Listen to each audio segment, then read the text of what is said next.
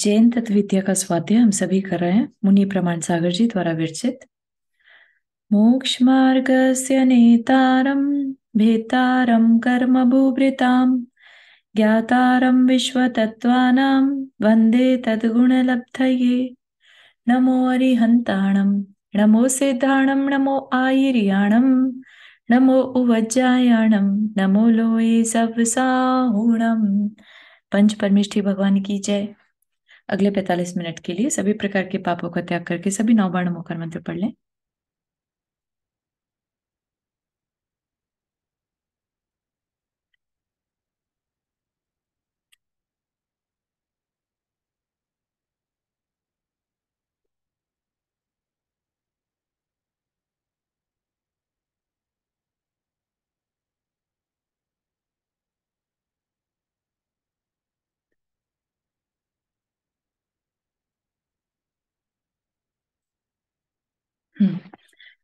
तो जैन तत्व विद्या में हमारा जो सब्जेक्ट इस टाइम चल रहा है, टॉपिक चल रहा है, वो छह द्रव्य का। छह द्रव्य जो हम जान रहे हैं वो ये है कि जो लोक है ना, जिस लोक के बारे में हमने पढ़ा, ये लोक छह द्रव्यों से बना है। भले ही हमें शेप्स, डिफरेंट डिफरेंट शेप के लोग, और जैसे हम बोलते हैं हमें जानवर दिखाई दे रहे हैं या मनुष्य दिखाई दे रहे हैं, लेकिन इन रियलिटी अगर हम उसकी ओरिजिनल फॉर्म देखेंगे तो पूरा सब कुछ जो है वो छह द्रव्यों से बना है ना। जो ह्यूमन बीइंग है उसके अंदर भले ही जीव तत्व है, लेकिन जो शरीर है वो पुद्गल से बना है। ऐसे ही जितने भी शरीर दिखाई दे रहे हैं सब पुद्गल से बने हैं, है ना। और हमने जो छह द्रव्य पढ़े उसमें जीव और पुद्गल, है ना, फिर धर्म अधर्म आकाश और काल। तो ये इन छह द्रव्यों से ये पूरा लोक बना है। और इसके बाहर क्या है फिर, है ना, ये तो लोक हो गया, इसके बाहर क्या है? अलोक। जो लोक नहीं है वो अलोक, है ना। तो इसको क्या बोलते हैं? लोकाकाश। इस एरिया को लोकाकाश, और जिसके बाहर के एरिया को अलोकाकाश। ठीक। तो हम जो समझने की कोशिश कर रहे हैं, ये छह द्रव्य से एक डिफरेंट पर्सपेक्टिव बेसिकली हमें मिल रहा है। अभी तक हमने क्या किया, देखा कि अच्छा यहाँ पर तीन लोग, यहाँ पर अच्छा नारकी रहते हैं, अच्छा यहाँ पर देव रहते हैं, यहाँ पर मनुष्य रहते हैं, ऐसा, है ना। ये सब चीजें हम जान रहे थे तीन लोक के बारे में। फिर तीन लोक, मध्य लोक में जम्बूद्वीप आदि को जाना, फिर उसमें अच्छा तीर्थंकर होते हैं, सलाका पुरुष होते हैं, ये सब जाना। लेकिन अब एक टोटली डिफरेंट तरीके से हम लोक को जान रहे हैं कि कुछ मत देखो, कोई शेप मत देखो, सब एक जैसे हैं, और सब के सब जो है जीव हैं, है ना। जीव रूप में उन्हें देखना है। नंदा जी आपने हाथ रेज किया। हाँ, एक चीज कह रही थी, ये जो बीच इसी शेप में जो लोग शेप थी, तो बीच में तो ये त्रस नाड़ी है और सारा जीवन इसी में होता है ना। करेक्ट। त्रस मतलब जो मूव हो सकते हैं, ऐसे हाँ, जीव जो मूव हो सकते हैं, और जो और स्थावर है। हाँ इसके बाहर जो ये जैसे एक ट्रायंगल ऊपर स्वर्ग का है, एक हाँ हाँ। नीचे, तो ये वात वलय है, मतलब वलय है, तीन लेयर्स जो होती है। वलय बिल्कुल कॉर्नर्स पे है सिर्फ। हाँ, ठीक जो है। वॉल से तो बना ये जो रही है। एम्प्टी स्पेस है इसमें निगोदिया जीव है। अच्छा अच्छा, तो मतलब इसीलिए इसको लोक कहा गया है और इसके बाहर। हाँ हाँ, जीव इसके बाहर नहीं हो सकता। ठीक है। और त्रस जीव इस लाइन के बाहर नहीं हो सकते, डॉटेड लाइन के बाहर। त्रस जीव, त्रस मतलब कि जो दो इंद्रिय से पांच इंद्रिय है। ठीक है ना, हम बोलते हैं ना त्रस और स्थावर, अगर आपको ध्यान हो, है ना। नदिया जीव जो है वो वलय और त्रस नाड़ी के बीच में जितनी जगह है उसमें भरे हुए। करेक्ट। उसमें भी है और इसमें भी है, त्रस नाड़ी में भी निगोदिया जीव है। ऐसा नहीं समझिएगा कि उसमें है नहीं, है ना, वो सब जगह है। लेकिन जो मूव कर सकने वाले जीव हैं वो सिर्फ त्रस नाड़ी में है। हम्म। ठीक है। ठीक ठीक है। ठीक है। तो अब हमें जीव को, जीव की फॉर्म, ओरिजिनल फॉर्म में देखना है। जो हमने जाना कि जीव कैसा है, अमूर्तिक है ना, और देखने जानने वाला चैतन्य स्वरूपी है। ठीक। और हमें जो दिखाई दे रहा है जीव, फिर वो कैसे दिख रहा है? बिकॉज उसके पास, हर जीव के पास शरीर है। ठीक है ना। और जो सिद्ध होते हैं वो सिद्ध आत्माएं ऊपर जाकर यहाँ पर रुक जाती हैं, ठीक है ना, जो कि हमें नहीं दिखाई देती क्योंकि वो अरूपी हो गए, उनके पास शरीर नहीं है।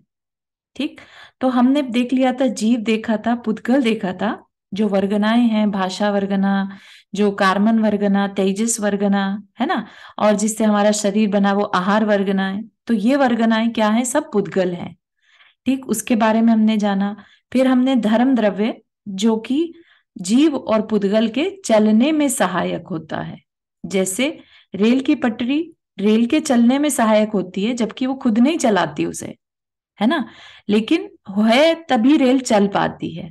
ठीक, ऐसे ही जीव और पुद्गल कब मूव कर पाते हैं, जब धर्म द्रव्य हो। अदरवाइज तो यहां पर भी बाहर भी हो सकते थे जीव, लेकिन नहीं होते, क्योंकि बाहर में धर्म द्रव्य और अधर्म द्रव्य नहीं है। आकाश तो है, उनको जगह तो मिल जाएगी, लेकिन जो चलाने और रोकने वाला द्रव्य है वो नहीं है। ठीक, फिर अधर्म द्रव्य की चर्चा हमारी चल रही थी। धर्म का उल्टा, धर्म चलाने में सहायक और अधर्म रुकने में सहायक। हालांकि ये ऐसे नहीं कि फोर्सफुली किसी को रोक देता हो, लेकिन ये उनके रुकने में हेल्प करता है। ठीक है, इसका होना जरूरी है। ये एक फिजिक्स का जैसे सिस्टम होता है ना, जैसे ग्रेविटी है किसी चीज के नीचे गिरने में ग्रेविटी हेल्प करती है, ठीक है ना, गिराएगी फोर्सफुली ऐसा नहीं है, तो गिरेगी चीज। इसी तरह से अधर्म द्रव्य है तो चीज रुक पाती है। ठीक, तो क्या लास्ट का टॉपिक यही था कि यदि धर्म और अधर्म द्रव्य उदासीन ना होकर, अभी क्या है, उदासीन, करते कुछ नहीं खुद से, ठीक है ना, उसको उदासीन कहेंगे। उदासीन मतलब बिल्कुल इनडिफरेंट, उनको कोई मतलब नहीं है, बस वो द्रव्य है ना। तो उदासीन ना होकर प्रेरक होते, मतलब कि एक्टिव होते, तो धर्म और अधर्म दोनों में द्वंद्व छिड़ जाता। धर्म कहता मैं चलाऊं और अधर्म कहता मैं रोकूं, है ना, तो द्वंद्व छिड़ जाता। धर्म द्रव्य जीवों और पुद्गलों को चलने के लिए प्रेरित करता, तो अधर्म द्रव्य उन्हें पकड़कर अपनी ओर खींचता रहता। बड़ी अव्यवस्था हो जाती, ना तो हम चल पाते न ही ठहर पाते, जबकि ऐसा है नहीं, है ना। इसीलिए इन्हें उदासीन निमित्त माना गया है। इनकी उपस्थिति में हम चलना चाहें तो धर्म द्रव्य हमारा साथ देने के लिए तैयार खड़ा है, और यदि हम ठहरना चाहें तो अधर्म द्रव्य हमारे स्वागत में प्रतीक्षारत है। तो बस एक सिस्टम, एक अरेंजमेंट है ये यूनिवर्स का, कि चलना है तो और रुकना है तो, है ना। तो दोनों तरीके से ये द्रव्य हमारे हेल्प करते हैं, जीव और पुद्गल की। संसार के निर्माण के लिए पदार्थों को गति और स्थिरता के नियमों में बद्ध होना आवश्यक है। यदि धर्म द्रव्य न हो तो हम चल ही न सकेंगे, और यदि अधर्म द्रव्य न हो तो हम ठहर नहीं सकेंगे, है ना। तो कितनी बड़ी बात है, कितना इम्पोर्टेंट है धर्म द्रव्य। देखिए आप कि जो सिद्ध अवस्था है, आत्मा, है ना, आत्मा का परिणमन कैसा है, ऊपर की ओर जाने का, है ना, तो ऊपर ऊपर ऊपर जाता रहेगा। लेकिन धर्म द्रव्य नहीं होने के कारण वो रुक गया। तो इतना ज्यादा रोल प्ले है धर्म और अधर्म द्रव्य का। हमें भले ना दिखाई दे, हम उसका उपकार चाहे ना माने दिन भर में, है ना, लेकिन धर्म द्रव्य और अधर्म द्रव्य के कारण हम मूव कर पाते हैं। ये एक बहुत बड़ा, जैसे कहते हैं ना, रहस्य है ना, एक तरह का यूनिवर्स का रहस्य है, आ, जिसको कि हमारे ऋषि मुनियों ने बनाया, बताया, राइट।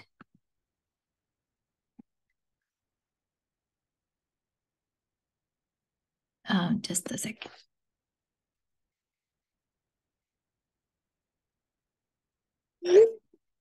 Sorry about that.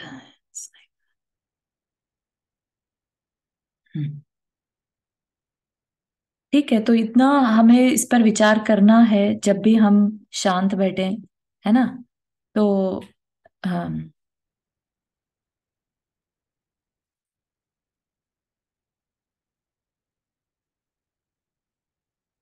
यहाँ तक के हमें समझ में आया, धर्म द्रव्य ना हो तो चल नहीं सकेंगे, और अधर्म द्रव्य ना हो तो हम ठहर नहीं सकेंगे। लोक और अलोक जो अभी पिक्चर दिखाया था, है ना, जो ये पिक्चर है जिसको कि हम यूनिवर्स कहते हैं, तीन लोक कहते हैं, ये लोक है ना, और अलोक इसके बाहर का सारा एरिया, तो इनका विभाजन भी इन द्रव्यों के कारण ही हो पाता है, क्योंकि जहां तक पदार्थ स्थित है वहीं तक लोक है, तथा लोक वहीं तक है जहां तक कि पदार्थों की गति। कुछ कह रहे हैं नंदा जी? हाँ, ये पूछना चाहते हैं, ये जो हमारे चलने की बात कही गई है, हम्म। इसका क्या मतलब है, किस तरह का चलना? चलना जैसे कि मछली है, तैरती है तो उसको पानी में ही वो तैर पाती है, पानी उसको तैरा रहा हो ऐसा नहीं, एक मीडियम जिसे कहते हैं मीडियम चाहिए। तो ये जो धर्म और हमारा अधर्म। ये जो हम्म। मूवमेंट, हम जैसे पैरों से चलते हैं वो चलना, या जो हमारी जीवन साइकिल चल रहा है और मतलब जो चीजें। हम पैरों से चल रहे हैं, जो हम एक जगह से दूसरी जगह पर जा पा रहे हैं, वो धर्म द्रव्य की वजह से है। जो हमारा लाइफ साइकिल चल रहा है, जो हम चेंजेस ला रहे हैं, वो काल द्रव्य की वजह से है, जिसको कि अपन आगे पढ़ेंगे। अच्छा। ठीक है।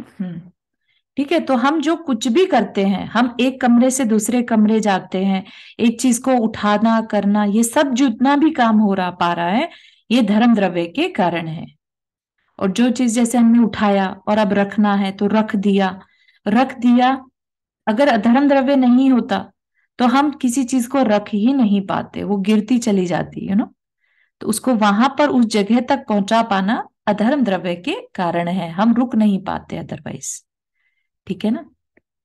भूमिका हाथ रेज किया। हाँ, चारू चाची ने। जी तो जी। चारू, जो स्पेस होता है ना, तो हम्म। वहां पर तो कुछ रुकता नहीं है, वहां पे तो सब तैरता ही रहता है। तो वो वहां पर क्या धर्म द्रव्य नहीं है, ऐसा समझना वहां चाहिए। पर ग्रेविटी का इशू है, जैसे हम स्पेस की बात करते हैं, है ना, लेकिन हाँ। मूवमेंट वहां पर भी है, जैसे वो भले ही तैर रहे हैं, राइट, हम्म। हम्म। तो वहां पर भी मूवमेंट तो हो रहा है, लेकिन उसके साथ साथ एक जो चीज हमें पृथ्वी पर या ग्राउंड पर रोके रहती है, ग्रेविटी चीज, फोर्स, ग्रेविटी फोर्स, उसका इशू वहां पर होता है। तो ठीक है फिर ना। हम ग्रेविटी फोर्स को अधर्म अधर्म द्रव्य की तरह ले, कि मतलब मेरे को समझ नहीं आती है चीज कि स्पेस में तो कुछ भी नहीं रुकता, सभी कुछ बहता रहता है, राइट? हाँ। तो फिर वो कंफ्यूजन हो जाता है। हाँ नहीं, लेकिन बहना इज नॉट रिलेटेड टू कि वो रुक गया या बह मतलब चलता ही चला जा रहा है, ऐसा नहीं, तो है ना। चलता ही चला जा रहा है, मतलब वो ठहरता नहीं है ना एक जगह पर, तो वो तो चलता ही चला जाता है।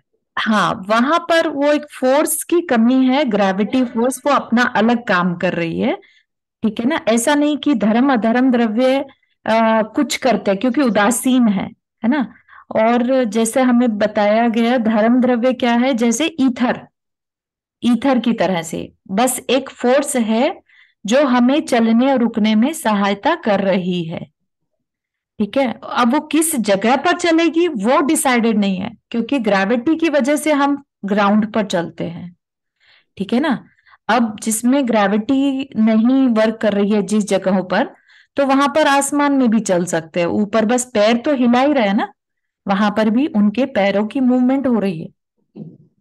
ठीक है ना, वो मूवमेंट या कहीं किसी भी तरह का मूवमेंट हो पाना, वो सिर्फ धर्म अधर्म द्रव्य के कारण है। क्योंकि अगर ऐसा नहीं, अगर ऐसा माने कि सिर्फ ग्रेविटी ही धर्म अधर्म द्रव्य है, तो फिर मतलब जो लोक के बाहर भी जा सकता होता जीव, लेकिन कुछ ऐसा है जो उसे रोक लेता है, gravity is different thing basically. ठीक है ना।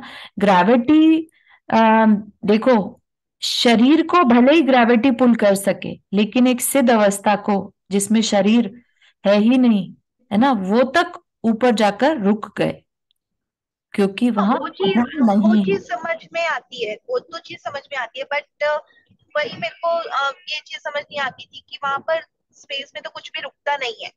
मतलब ठीक है, आप ग्रेविटी का उसको नाम हम देते हैं हाँ साइंटिफिक वो, बट फिर वो वहां पे अधर्म नहीं, द्रव्य आप कुछ भी रुक। स्पेस में ग्रेविटी नहीं है इसलिए हम चलते चले जा रहे हैं, माना, ठीक है ना, लेकिन कुछ ना कुछ कंट्रोल वहां पर भी, हम पैर हिला पा रहे हैं, हाथ हिला पा रहे हैं, हम सिर्फ अपनी डायरेक्शन को नहीं डिसाइड कर पा रहे, क्योंकि ग्रेविटी से हम ग्राउंड पे नहीं चल पा रहे हैं। समझ रहे हैं?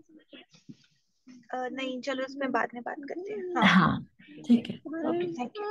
हम्म।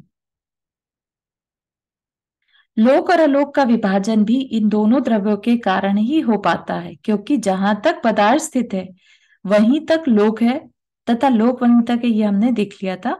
जिस प्रकार पटरी के अभाव में क्षमता रहते हुए भी रेल पटरी की सीमा का उल्लंघन कर आगे नहीं बढ़ पाती, वहीं रुकी रह जाती है ना, उसी तरह जीव और पुद्गल की भी वहीं तक गति और स्थिति है जहां तक कि धर्म और अधर्म द्रव्य है ना।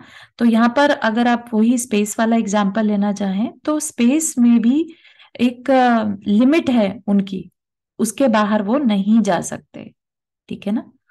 ये उनका उल्लंघन नहीं कर सकते, ना जीव ना पुद्गल। आधुनिक विज्ञान भी इस बात को स्वीकारता है। प्रसिद्ध वैज्ञानिक आइंस्टाइन ने भी गति हेतुत्व को स्वीकार करते हुए कहा है, लोक परिमित है और लोक से परे अलोक अपरिमित। परिमित मतलब लिमिट। लोक के परिमित होने का कारण यह है कि द्रव्य अथवा शक्ति लोक के बाहर नहीं जा सकती। लोक के बाहर उस शक्ति का अभाव है जो गति में सहायक होती है। एक आकाश द्रव्य के बारे में अब देखेंगे। अभी हमने किसको देखा? धर्म और अधर्म द्रव्य, जो अमूर्त है, दिखाई नहीं देते हमें, ठीक है, और निष्क्रिय होते हैं, उनका कोई एक्टिव रोल नहीं रहता। ठीक, आकाश जरा सा नीचे करें ना आपने, ये जो बताया ना आपने, ये वहीं तक गति है, और उसके बाद आपने वो स्पेस का क्या बताया था? स्पेस में जो अभी भूमिका ने चर्चा किया, हाँ हाँ स्पेस हाँ है ना, स्पेस एक एनवायरनमेंट है जहां पर ग्रेविटी नहीं है ना। ग्रेविटी होने के कारण पर ये हम लोकालोक में ही है। चलते हैं। हाँ, लोक में ही है, हाँ बिल्कुल हाँ सही हाँ, है ना। और हम्म। हाँ तो अगेन हम यहाँ पर एक उस आधुनिक विज्ञान के साथ कंपेयर कर रहे हैं जैन फिजिक्स को, है ना। हाँ तो आप सोचिए कि जो हमारी त्रस नाड़ी में जम्बू द्वीप है, भरत क्षेत्र हाँ हाँ, है ना, अपन सभी है उसमें। हम हाँ हाँ ऐसा नहीं है कि स्पेस कोई चीज है अलग। अपना जैन भूगोल उस चीज को नहीं एक्सेप्ट करता या उससे मैच नहीं करता, है ना। क्योंकि भरत क्षेत्र है जिसमें कि कहते हैं कि पृथ्वी जो है पूरा 7 कॉन्टिनेंट्स उसके अंदर आ जाते हैं, आर्य खंड में, है ना। तो मलेच खंड किधर है? मलेच खंड है ना, विचार्थ पर्वत किधर है? तो वो सारी चीजें अपने को यहाँ पर मैच नहीं करती, ठीक है। तो इसी तरह से स्पेस जिसे कह रहे हैं वो कुछ माइल्स ऊपर जाकर, कुछ 50 माइल ऊपर ही स्पेस वर्ड यूज करते हैं, ठीक है ना। जो अभी कुछ विमान अलग से बने भी हैं स्पेस के, जो इसमें, हाँ, टूरिज्म बाहर के जा तरह से, रहे। हाँ एज ए टूरिज्म, है ना, हाँ लेके जाते हैं। जेफ बेजोस जाके आया। तो वो क्या एरिया है, क्या चीज है, वो जैन भूगोल में उसका कोई चर्चा नहीं है, ठीक है ना, कि 50 मील ऊपर, ठीक है ना। तो मतलब अपने इसके बाहर हुआ वो हाँ, हम जो आलोक बात कर लोक रहे हैं क्या धर्म अधर्म द्रव्य की, वो इस पूरे के बाहर। इसके बाहर हुआ स्पेस। हाँ, तो डेफिनेटली इस एरिया में और हर जगह पर धर्म अधर्म हाँ, द्रव्य है। दोनों तरफ है। हाँ हाँ। है ना। Thank you. हाँ, और हमने कहीं पर भी ऐसा एरिया नहीं देखा जहां पर ग्रेविटी ना हो, कि सब लोग सिर्फ आकाश में उड़ रहे हैं फॉर नो रीजन, है ना। ऐसा कोई भी चर्चा किसी भी कहानी में या किसी भी शास्त्र में नहीं आई है ना। तो निगोदिया जीव है तो वो भी, वो उसमें भी धर्म अधर्म दोनों चल रहा है। जी बिल्कुल। ओके। नहीं, इसमें हम ये एज्यूम नहीं कर सकते कि जो ये जाते हैं, मतलब एस्ट्रोनॉट्स वगैरह, हमारा ये चंद्रमा स्पेस है, हाँ। वो बस इसी के अराउंड थोड़ा सा एरिया है और वहां पर ग्रेविटी का नंबर डिफरेंट है। करेक्ट। लेकिन ऐसा कोई भी चर्चा या वर्णन अपने जैन शास्त्र में नहीं है कि कोई ऐसा एरिया है जहां ग्रेविटी नहीं है और लोग तैर रहे हैं। समझ रहे हैं आप? क्योंकि अच्छा अच्छा। विमान पहले भी होते थे, राइट। विचार हाँ पर्वत होते से थे। जैसे देव आते हैं, हाँ, ज्योतिष विमान भी है पुष्पक जैसे हाँ, विमान जैसे बोलते थे तो ना, वो तो भगवान। जब हाँ। भारत क्षेत्र में आते हैं तो ऐसा कहीं पर भी वर्णन नहीं है कि वो उड़ते हुए बिना कंट्रोल के आ रहे हैं, राइट। कि जो सीता को रावण ले गया, राइट, या और भी विद्याधर कभी किसी भरत क्षेत्र के चक्रवर्ती को ले गए, जैसे हरिशेन राजा थे चक्रवर्ती, उनको ले गए विजयार्थ पर्वत तक। तो कभी भी ऐसा वर्णन नहीं आया कि बीच में ऐसा कोई क्षेत्र आया जहां वो आकाश में बस उड़ने लगे अपने आप। समझ रहे हैं? तो ये क्या चीज है, इसकी जानकारी अपने को अभी नहीं है। हो सकता है ये बहुत ही पृथ्वी से ही लगा हुआ कुछ एरिया है जिसमें ऐसा होता है, या उनके जो विद्याधरों के विमान है वो ज्यादा एडवांस होते थे, तो इस बारे में मेरे बहुत। ख्याल से जो वात विले आसपास का है ना, उसमें होंगे, ऐसा होता होगा स्पेस। वात वाले भी जम्बू द्वीप में तो इटसेल्फ नहीं है ना। तो वैसे तो इसलिए बहुत डिफरेंट है जैन जियोग्राफी विद जो अपने साइंस है। हम्म अब है आकाश द्रव्य। हमने क्या पढ़ा? जीव, पुद्गल, धर्म, अधर्म, अब आकाश, है ना। इसके बाद काल। आकाश, आकाश द्रव्य रूप आदि रहित, इसका भी कोई रूप नहीं है, अमूर्त है, जिसका कोई देखने में नहीं आता। निष्क्रिय, ये भी जैसे धर्म अधर्म निष्क्रिय थे, कुछ नहीं करते, ऐसे ही ये भी निष्क्रिय है। तथा सर्वव्यापक द्रव्य है। ये क्या है? सर्वव्यापक है, सारी जगह पूरे, क्योंकि एक आकाश द्रव्य ही ऐसा है जो सर्वव्यापक है, मतलब कि चाहे वो लोक हो चाहे लोक के बाहर हो, सिर्फ एक आकाश द्रव्य ऐसा है जो हर जगह, हम हर तरफ है। ठीक है, तो इसलिए इसको सर्वव्यापक द्रव्य कहा। लोकवर्ती समस्त पदार्थों को यह स्थान यानी अवगाह देता है। लोकवर्ती समस्त पदार्थों को, तो सभी जीवों को, पुद्गलों को जगह देना, और स्वयं भी उसमें अवगाहित होता है।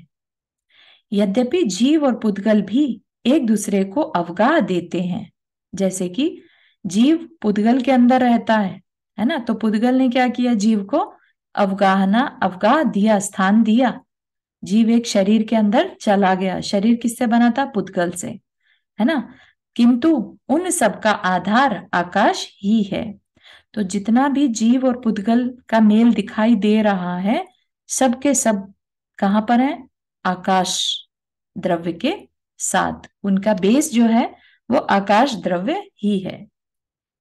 ठीक, यह लोक और अलोक के भेद से दो भागों में विभक्त है। आकाश के जितने हिस्से में जीव आदि पाए जाते हैं वह लोकाकाश है, तथा उससे बाहर का अनंत आकाश अलोकाकाश कहलाता है। लोकाकाश लोक और आकाश इन दो शब्दों से मिलकर बना है। लोकाकाश मतलब लोक और आकाश। तो लोक हो गया ये जो हमारी एक आकृति है, ये लोक है ना, और ये लोक, इस आकृति का जो आकाश है उसको लोकाकाश कहेंगे, और इसके बाहर का जो आकाश है उसको अलोकाकाश कहेंगे। लोक शब्द संस्कृत के लोक धातु से निष्पन्न है, जिसका अर्थ हुआ जहां तक जीव आदि पदार्थ देखे जाते हैं वह लोक है।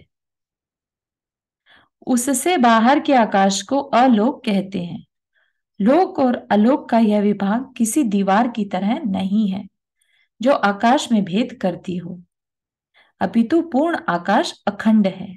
मतलब कि जो आकाश है वो ये नहीं कि ये चीज उसको डिवाइड कर दे रही है, वो अपने आप में अखंड है पूरा आकाश। तो इतनी सूक्ष्म जानकारी को भी हमारे सामने लाया जा रहा है केवली भगवान के नॉलेज के कारण। ठीक है ना। जीव आदि पदार्थों की उपस्थिति और अनुपस्थिति के कारण यह भेद हुआ है। जीव है तो लोक और जीव नहीं है तो अलोक। जैन दर्शन के अनुसार लोकाकाश संपूर्ण आकाश के मध्य भाग में दोनों पैर फैलाकर कमर पर हाथ रखकर खड़े हुए मनुष्य के आकार का है। यह 14 राजू ऊंचा और 7 राजू चौड़ा है ना। इसको अपन ने ऑलरेडी देख रखा है। अधः यानी नीचे का, मध्य और ऊर्ध्व 3 भागों में विभक्त यह लोक सब ओर से वात वलयों से घिरा है। नीचे के भाग में 7 नरक हैं। कटी प्रदेश यानी कमर वाला जो भाग है, वहां हम सब अवस्थित हैं, हम सब हैं, उसे मर्त्य लोक या मध्य लोक कहते हैं। इसके ऊपर स्वर्ग है। लोक के अग्र भाग पर मोक्ष स्थान है, मतलब जो सिद्धशिला, जो ऊपर का स्थान है वो, जहां पहुंचकर मुक्त आत्माएं ठहर जाती हैं। आगे गति का हेतु धर्म द्रव्य का अभाव होने के कारण इससे आगे नहीं बढ़ पाती।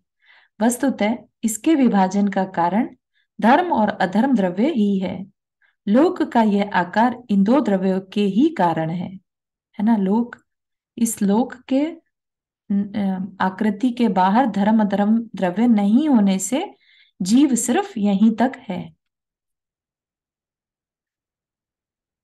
अन्य दर्शनों ने भी आकाश को स्वीकार किया है, किंतु वे उसके लोक और अलोक भेद को नहीं मानते। इसी वजह से उनके यहाँ धर्म और अधर्म द्रव्य की भी मान्यता नहीं है। जैन दर्शन में इन्हें माना गया है, जो कि तर्क संगत है, तथा आधुनिक विज्ञान ने भी इनके अस्तित्व पर अपनी मुहर लगा दी है। अब है काल द्रव्य। काल द्रव्य, काल मतलब जो समय बोलते हैं ना, काल बीता जा रहा है, समय बीता जा रहा है ना, वो किस कारण से बीतता है, वो बीताने वाला जो जिस द्रव्य के कारण समय बीतता है या परिणमन होता है, वो काल द्रव्य कहलाता है। तो बहुत इंटरेस्टिंग है ये, कितना इंपॉर्टेंट है इसका काम, कि अगर काल द्रव्य ना हो तो किसी भी जीव में, किसी भी परमाणु में कोई परिवर्तन नहीं होगा, सब कुछ स्टैटिक हो जाता, जो जैसा है बस वैसा। अभी हम क्या देख रहे हैं, परिवर्तन से परिवर्तन, है ना, अवसर्पिणी उत्सर्पिणी, ये सब किस वजह से हो पा रही है, काल द्रव्य के कारण। तो इतना इंपॉर्टेंट है काल द्रव्य का होना। जो चेंजेस हो रहे हैं हर द्रव्य में, वो काल द्रव्य के कारण है। ठीक है, तो आप इनको फील करने की कोशिश करना, ठीक है, कि ये द्रव्य करते क्या है, किस तरह से हमारे ऊपर उपकार है इनका, है ना। काल द्रव्य के कारण जो आयु है हम बिता रहे हैं, आयु बिता रहे हैं, हम जो डिसीजंस लेते हैं, ये हमारा गोल है, हमें इतने समय में करना है, समय कहाँ से आ जाएगा नहीं तो, है ना। तो काल द्रव्य के कारण ही ये सब कुछ काम पॉसिबल है। काल द्रव्य प्रत्येक पदार्थ में होने वाले परिणमन परिवर्तन का हेतु है। रीटा आंटी, आपने हाथ रेस किया। हाँ जय जिनेन्द्र, मेरा क्वेश्चन ये था कि भरत क्षेत्र में ही उत्सर्पिणी अवसर्पिणी होते हैं, राइट? हाँ तो बिल्कुल। ऐरावत क्षेत्र में, राइट? हाँ हाँ हाँ तो महाविद्य क्षेत्र में काल द्रव्य हाँ, वहां पर एज सच काल चेंज नहीं हो रहा है कि उत्सर्पणी अवसर्पणी जैसी व्यवस्था हो, जिसमें कि हाइट बढ़ रही है या आयु बढ़ रही है या इस तरह का परिवर्तन हो रहा है, लेकिन काल द्रव्य वहां पर भी है। पूरे जो लोक है उसमें काल द्रव्य है ना। तो वहां पर किस तरह से है, वहां पर भी लोग जन्म ले रहे हैं, मर रहे हैं, आयु के साथ आते हैं, विदेह क्षेत्र में भी, है ना। भोग भूमि है तो वहां पर भी 3 पल्ले की आयु है ना। तो आयु खत्म हो रही है, जन्म लेते हैं युगलिया वहां पर भी, है ना।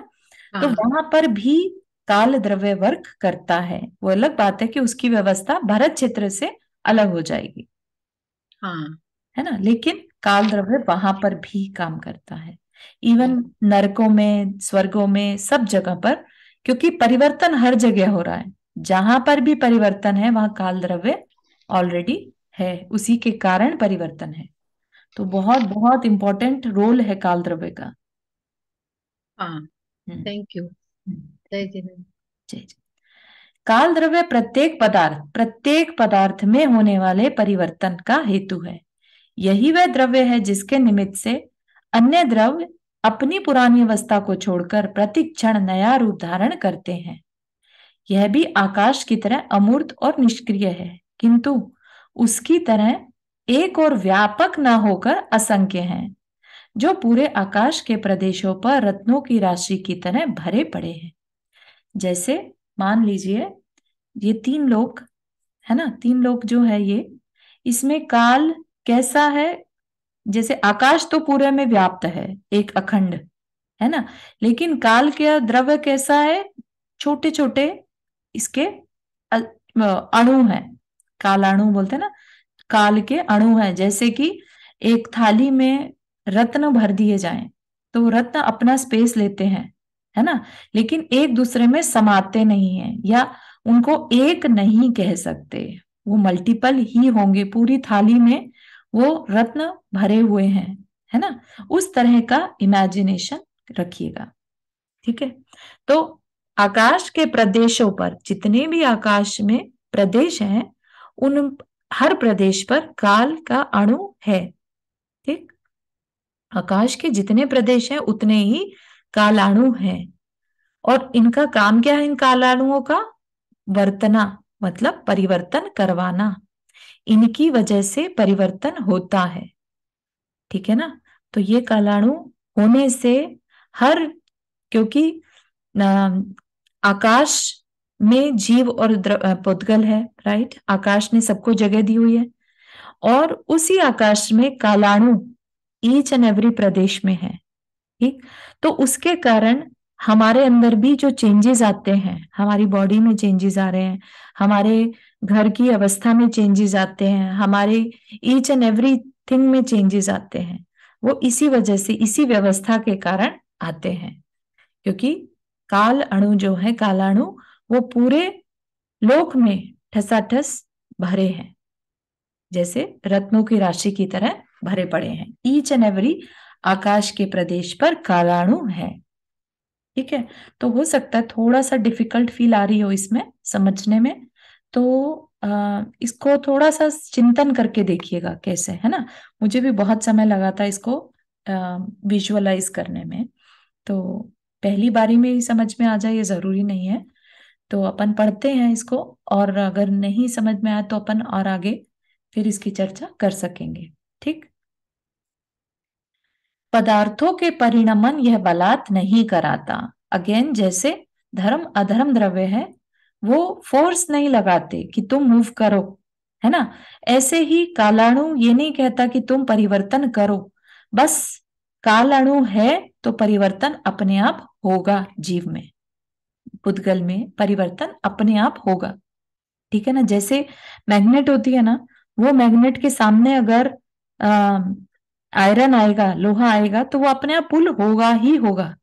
इसी तरह से जो कालाणु है, क्योंकि वो पूरे आकाश द्रव्य के साथ पूरे लोक में फैले हैं, तो जहां जहां जीव है, जहां जहां पुद्गल है, सब जगह कालाणु है, और वो उनकी वजह से जीव में और पुद्गल में परिवर्तन होता ही रहता है। ठीक है, एग्जाम्पल भी दिया है कि यह तो कुमार के चाक के नीचे रहने वाली कील की तरह है। कील कुछ नहीं करती, है ना, कील क्या है? सिर्फ उसकी वजह से चाक घूमती है ना, जो स्वयं नहीं चलती, न ही चाक को संचालित करती है, फिर भी कील के अभाव में चाक घूम नहीं सकता। ठीक है, जो कभी देखा होगा पोट्री पॉटर को, एक घड़े बनाने वाले को, कुम्हार जिसे कहते हैं ना, हाँ, तो उसका जो वो चाक चलता है, उसके बीच में कील होती है, वो उसको घुमाता है, उससे चाक चलने लग जाती है। ठीक है ना, तो अब ये नहीं कि वो चाक कील के कारण ही चलती रहेगी, बस वो चाक एक बार घूमती है तो वो घूमती रहती है। ठीक है ना, तो इसलिए स्टार्टिंग किसके थ्रू हुई थी? कील के कारण। अब कील के अभाव में चाक घूम नहीं सकता। ठीक है ना, तो चाक के परिभ्रमण के लिए कील का आलंबन अनिवार्य है।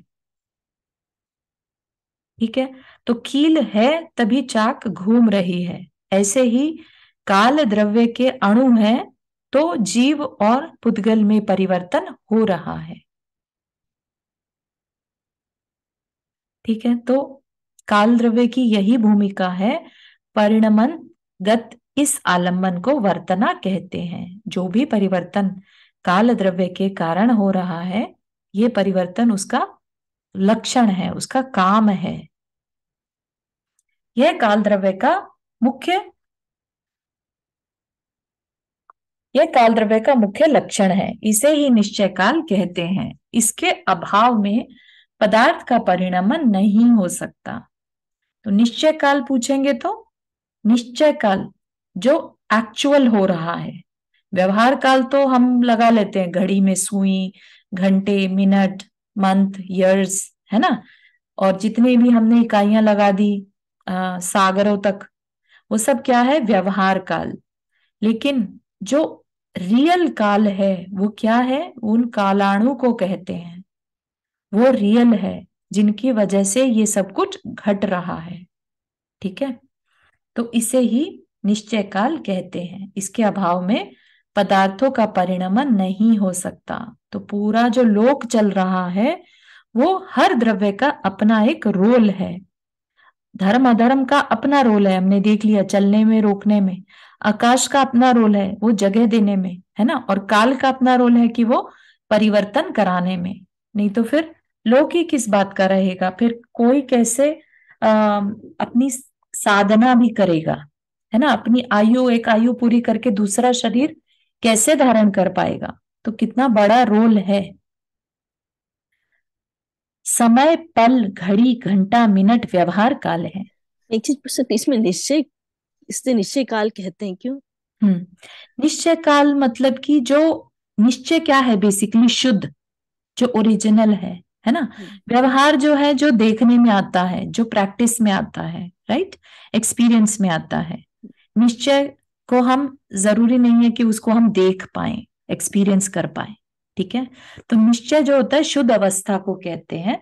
तो काल द्रव्य की शुद्ध अवस्था क्या है, उसके कालाणु, है ना, और जिनका की ओरिजिनल काम क्या है, परिवर्तन कराना। तो जो काल चक्र बोलते हैं वो ही ये काल है। हाँ, काल चक्र, ये काल तो चक्र पहला हाँ, पहला चक्र में जो है काल चक्र। लेकिन ये काल जो है, काल द्रव्य और काल चक्र में थोड़ा डिफरेंस है। काल द्रव्य के कारण काल चक्र बनता है।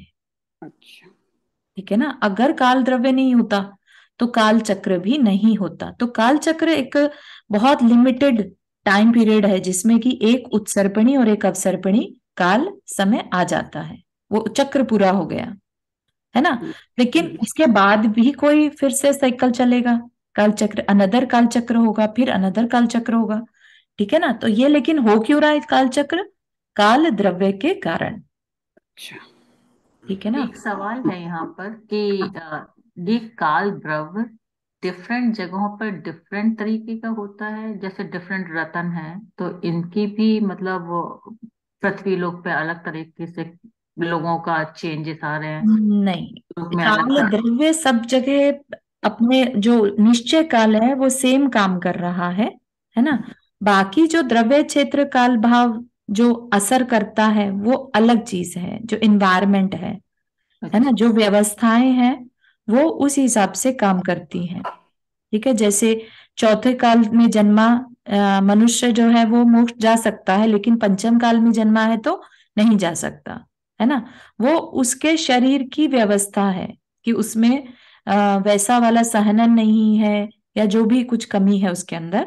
ठीक है ना। तो वो व्यवस्थाएं काल चक्र की बहुत सारी चीजों को लेकर बनी हुई है। ठीक है, या तो काल, जो निश्चय काल है वो एकदम प्योर है, सब जगह पर सेम है, उसमें कोई डिफरेंस नहीं है। ठीक है, ऐसा नहीं मानिए कि वो डायमंड वाले रत्न भी थे, पन्ना भी था, ऐसा नहीं। वो मतलब सिर्फ एक एग्जाम्पल के तरीके से बताया था कि किस तरह से विजुअलाइज करना। रत्न पड़े हैं जैसे एक प्लेट में, है ना, पूरी प्लेट में रत्न भर गए हैं, तो लेकिन वो रत्न एक दूसरे के अंदर समा नहीं गए। इसी तरह से कालाणु एक दूसरे के अंदर नहीं समाते, अलग अलग छिटके हुए पड़े रहते हैं। ठीक है, तो ईच एंड एवरी आकाश के प्रदेश पर एक एक कालाणु है। ठीक है, और जो समय है वो काल की सूक्ष्मतम इकाई है। एक पुद्गल परमाणु को मंद गति से आकाश के एक प्रदेश से दूसरे प्रदेश तक जाने में जो काल लगता है उसे समय कहते हैं। ठीक है, तो एक पुद्गल कितना, बहुत छोटा है ना, सबसे छोटा जो इकाई है पुद्गल की, अणु है ना, वो अपनी मंद गति से आकाश के एक प्रदेश से दूसरे प्रदेश तक जितने समय में जाए उसे समय कहते हैं। ठीक है, तो बहुत बहुत छोटी, जितने में हम पलक झपकते हैं ना उतने में असंख्यात समय हो जाते हैं। ठीक, हाँ सुधा जी आपने हाथ रेस किया। या जय जी ने, ये Yes. कालाणु मीन्स क्या है, उनका मीनिंग क्या होता है कालाणु काल means?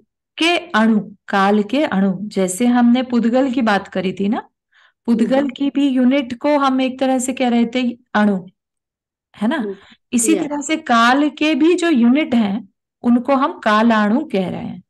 ओके ओके, काल ठीक है, की तो जो यूनिट। निश्चय काल है वो एक तरह से अणु फॉर्म में है। या ठीक है ना, उसके बाद व्यवहार काल जो हमें देखने में आता है। राइट। ठीक है, कि भाई समय हो गया, इतना समय बीत गया, इतने पल बीत गए, इतने घड़ी बीत गई, है ना, तो वो हम सिर्फ उस तरीके से ऑब्जर्व करते हैं व्यवहार काल। ठीक है, ओके, कालाणु जो निश्चय काल है। कालाणु निश्चय काल में, ओके हाँ, जो ओरिजिनल है उसके कालाणु वो कहा जाएगा। ओके ओके, थैंक हाँ यू। चारू ये जी थोड़े जो साइड की शब्द कटे हुए आ रहे हैं क्या? हाँ, ये साइड शब्द में। कटे हुए ओके एक्चुअली। ओके ठीक है।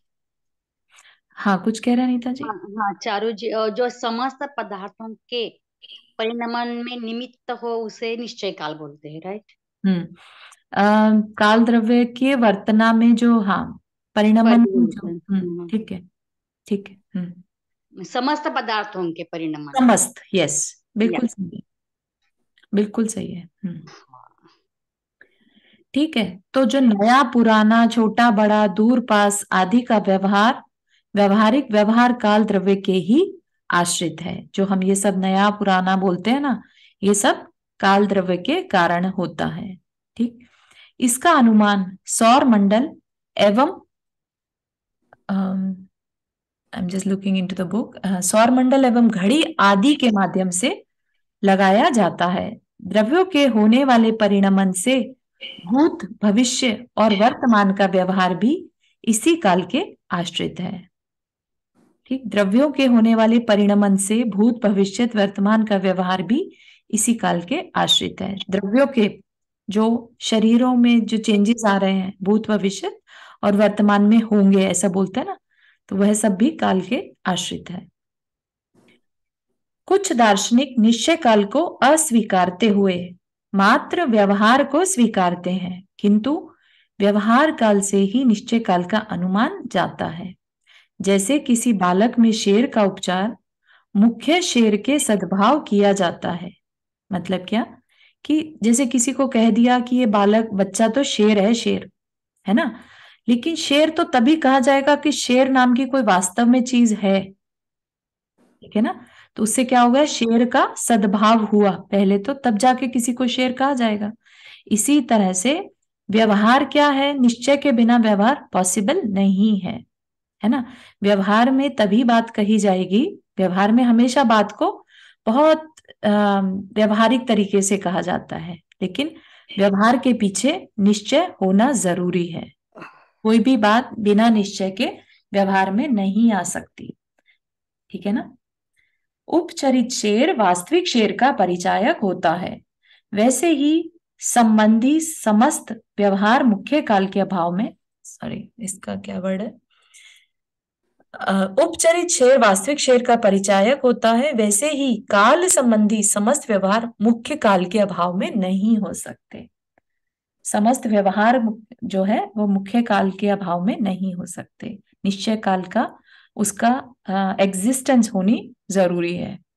तो भले ही कुछ दार्शनिक या कुछ फिलोसोफर इस चीज को ना माने तो नहीं माने, लेकिन जो अपने शास्त्र में है ना, 2000 साल पहले जो तत्वार सूत्र में लिखा इनके बारे में, द्रव्यों के बारे में, तो वो कहाँ से आ रही थी नॉलेज, गणधरों से, है ना। तो उस चीज को अपन मान रहे हैं। ठीक है ना। ये कोई साधारण नॉलेज नहीं है जो हमारे तक पहुंच रही है। इसमें किसी का कोई मिलावट नहीं, कोई डिस्टरबेंस नहीं, है ना। ये जो इस टाइम हम पढ़ रहे हैं द्रव्यान योग, ये ओरिजिनल है।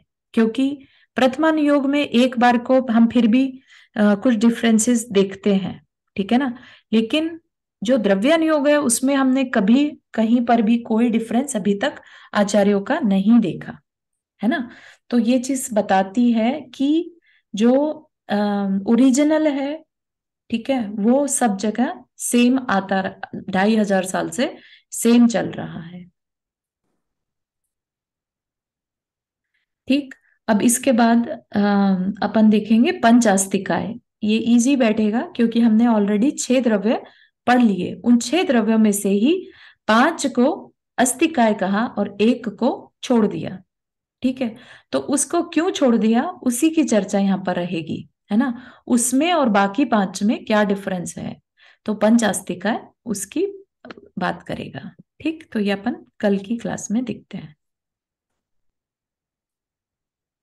ठीक, यहां तक के किसी को कोई क्वेश्चन?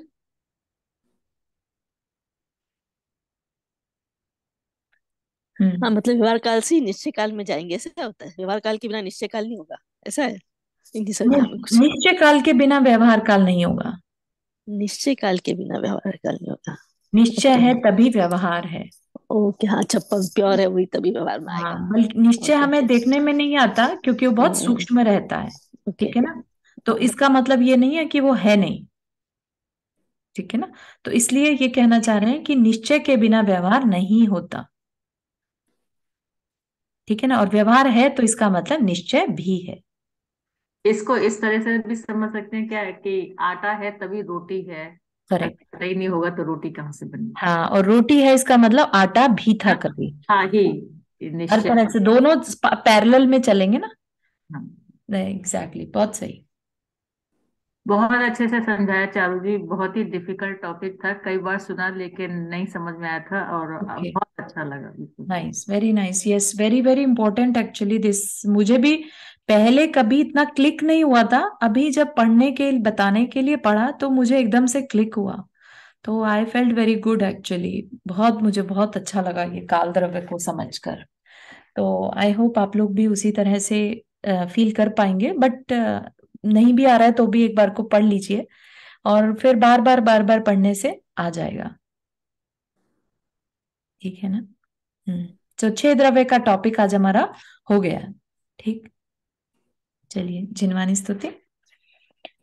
जावाणी के ज्ञान से सुझे लोकालोक, सो वाणी मस्तक धरो सदा देत हूँ धोख। हे जिनवाणी भारती तो ही जपो तिन रहन, जो तेरा शरणा गए सो पावे सुख चैन। नौबार मुकर में।